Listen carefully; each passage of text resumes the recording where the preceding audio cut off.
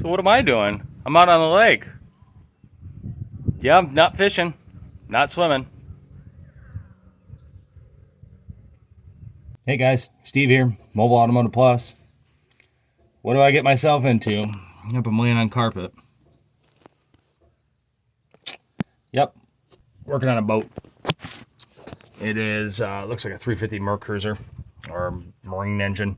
But anyway, customer called me out here because he had an issue with his starter. I went and I tested. We have 12 volts down to the starter, so if I turn the key, it should fire off, but unfortunately it's not.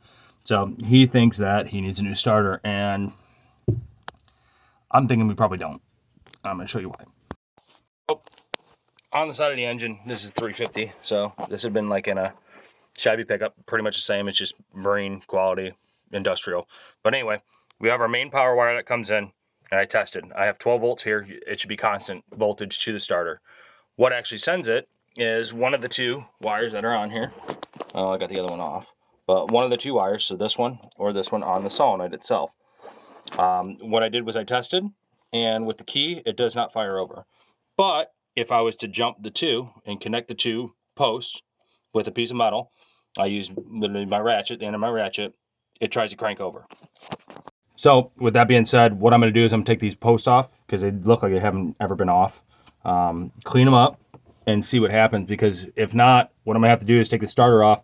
He's going to have to go and take it in somewhere and either get it rebuilt or get a new one, and then we'll have to come back and make a second service charge. So I'd rather get it done, call it a day today. But I'm going to clean these up as best I can, put them back on, and then see if the key works.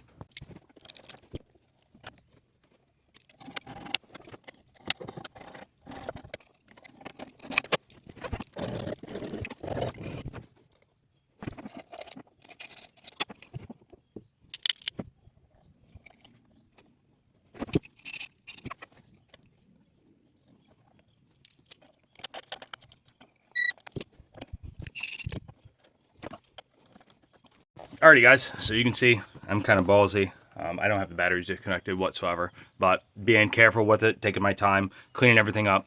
We're gonna see if that key works.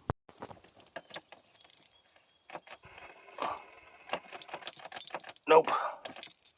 I don't see another button for how it starts up. So that's not sending signal down here, because I can cross this and get this damn starter to work.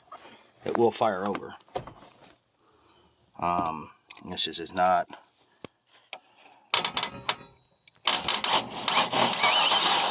So starter's working, it's not getting its signal down there. So we got to figure out a fuse panel or something. That's why I don't usually work on boats. I don't know anything really about them. Like I said, not knowing anything about them, we're gonna learn today. I know how the system works. We're gonna have power into our ignition switch. And the ignition switch is going to go down to the starter, and that little wire that I was cleaning up is what actually connects the solenoid on the starter to give it power to actually crank the engine over. As you can hear, I don't think he needs a new starter. That starter cranks just fine. It's not like it's weak or anything like that. He's, and if I had to make a guess, I don't think he's got a blown fuse. I think probably on the back of the ignition switch, it's probably the same way. It's just got crap and rust and everything else.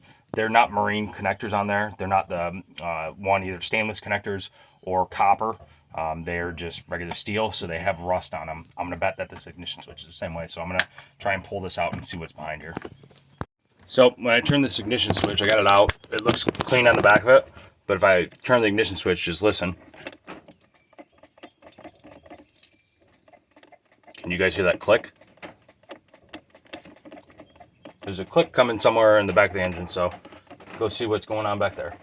As I was looking, so as you can see, if I jump the starter will fire just fine, but it's not cranking over the key. So I was inspecting, listening, and trying to figure out what we got going on, and actually, up in this hole, up there, you can see a bolt. It's green on the head. There's wires going to it. That's what's known as a starter solenoid. So not only is there one on the starter, but there's a separate one that's up there. That is seriously, it's probably nasty. So I'm gonna get this cover off and see what it takes to get to it, clean those up like I just did on the starter, and go from there and work our way back. So there's my solenoid. All I did was take the nuts loose, and then I tightened it back up just to kind of give me somewhat of a contact. But I do have a ground right there that might be causing also, and it comes into this harness. I don't see a main ground. There should be like a big ground that's attached to this engine somewhere, but I don't see anything. I mean, it could be even this small little solenoid that's here. This plugs into the back, which runs into here, which then branches our wires out. So, I mean, it could be any of this that's going on that has just a crappy connection. But I did that. Let me see if it fires now. There's a little bit of a breeze, but man, there's not much. But I went down here, cleaned all the wires on the solenoid, went through, tried to clean the ground on the back of the engine, and thinking in my head, as this power wire is as thick as it is, I'm like, where the hell is this ground for this engine? It's got to have a ground somewhere that's big and thick like the power wire. Check what I found. The big red wires are positive, which is big and thick. Everything was looking somewhat clean, but I'm like, hey, maybe it's just something that's not connected very well. Check out our main ground over here. Yeah. How about I clean that one and see what we get? So, guys, I got no clue that this is going to solve my issue, but I do know that this engine's got to have positive and negative. He said that what the customer told me was that if he turned the ignition maybe 20 times or just kept on messing with it and fooling around with it, it would eventually crank off. But it was getting to the point last season where it was just too much, and he wanted to get it fixed right. So I'm going to clean this up. We're going to clean the side of the engine that it attaches to, and make sure that's all fine and dandy. And if that's fine and dandy and still having problems, we'll have to go to the next step. All right, guys, all tightened up. Let's see. Nope. It's definitely this relay that's causing it. I'm taking this post off. I'm going to clean these posts, but if you look, so this wire that comes down, that goes to my ignition switch.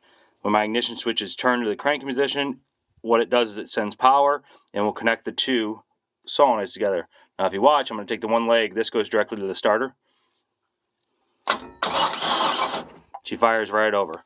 So this solenoid itself is causing the problem. Let's see if I can clean it up and it'll be good. If not, we'll have to get a new one.